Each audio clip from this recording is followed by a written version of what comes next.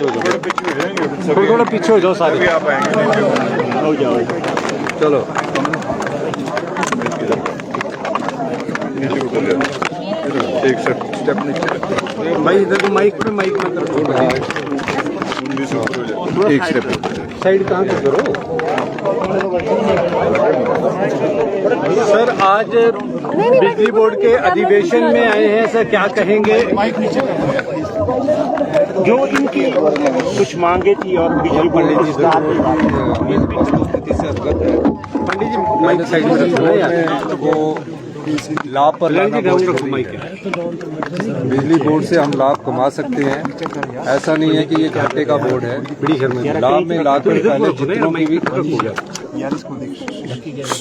हो गया। दोबारा से बोलूं? नहीं सर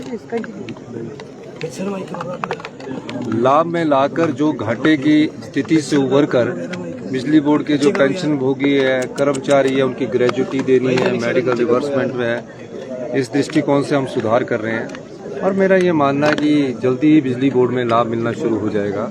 और बिजली बोर्ड की जो कुछ मांगे हैं उन मांगों पर गंभीरतापूर्वक विचार किया जाएगा, चाहे किसी भी प्रकार की कोई मांग क्यों ना हो।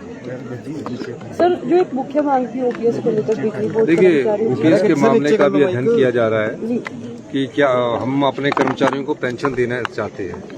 और ओपीएस के माध्यम से मैंने चीफ सेक्रेटरी साहब को बोला कि हम बहुत ग्रांट दे रहे हैं और उनको मुझे लगता है कि 1-1.5 साल में ये सारी परिस्थितियों पर हम काबू पा लेंगे।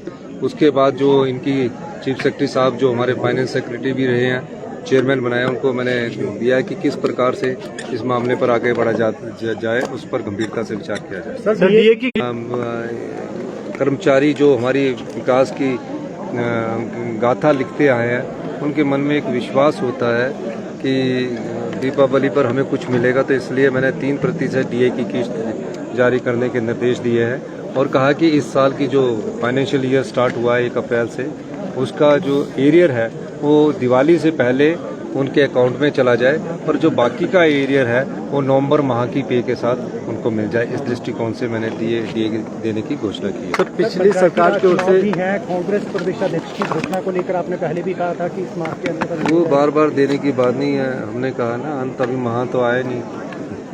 ठीक है सर, द्वेष की भावना से जो केसेस लिए गए थे उनको भी वापस नहीं, जो बिजली बोर्ड में किसी पर केसेस बने हैं उनको मैंने बोला है कि वापस लिया जाए।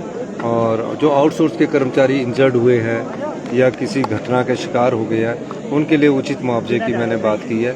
और जो एएलएम एलएम की प्रमोशंस की बात है, टीमेट की प्रमोशन की बात है, उनको कहा कि तुरंत प्रभाव से उन प्रमोशनों को भी कर दिया जाए। इस दृष्टिकोण से मैंने आज ये घोषणा की। सर, हाईकोर्ट ने फैसला लिया है कि जो मंदिरों का पैसा जो सरकारी खर्च नहीं किया जाए। सरकारी योजनाओं पर तो मंदिरों का पैसा पहले भी नहीं खर्च होता था। ये तो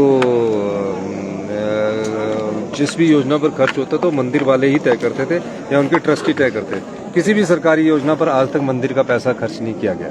ठीक है। Thank you sir.